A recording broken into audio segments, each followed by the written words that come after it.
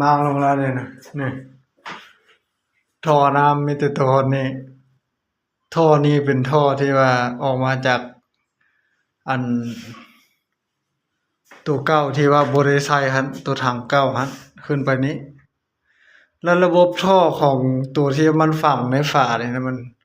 อยู่นี่มันบ่มีเนาะเบิ่งนี่บ่มีตัวฝังในตัวที่ว่ามันใส่บ่ได้อยู่ชั้น5นะ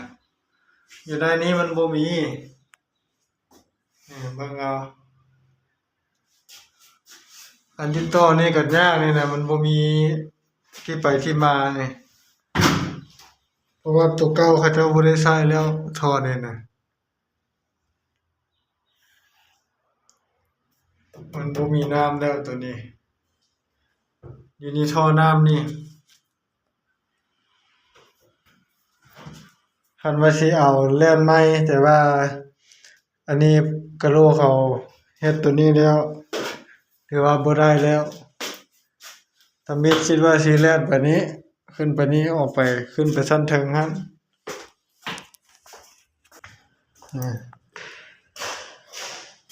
มันเห็นแต่ท่อนี้เนาะมันขึ้นมาน่ะท่อน้ำมันน่ะท่อนี้ขึ้นมาแต่ว่าตัวนี้นี่มันบ่เห็นมันน่าจะมาแต่ฝั่งนั้นเขาเลื่อนมาเพราะว่าเห็นมันเข้าเบื้องนั้นมันคนละอ่านกัน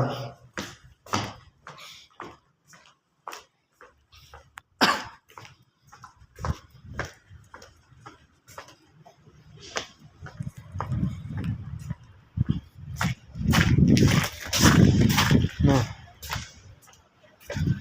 ขึ้นมาจากห้องน้ำออกมานี้ตรงนี้มาเข้าแท่งตัวนี้แท่งน้ำตัวนี้บ่ฮู้ว่ายังใช้อยู่บ่หรือว่าบ่ได้ใช้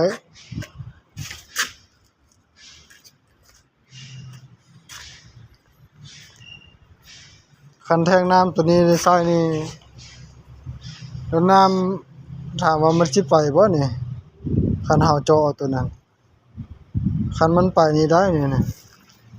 แต่ว่าตัวนี้ยังใช้อยู่นี่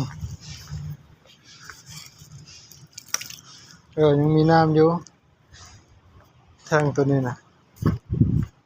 แต่ว่าปัจจุบันนี้เจ้าได้ใส่บ่ตัวนี้นะน้ำบ่มีน้ำมีน้อยเดียวแท่งเก่าน้ำแท่งเก่าซื่อ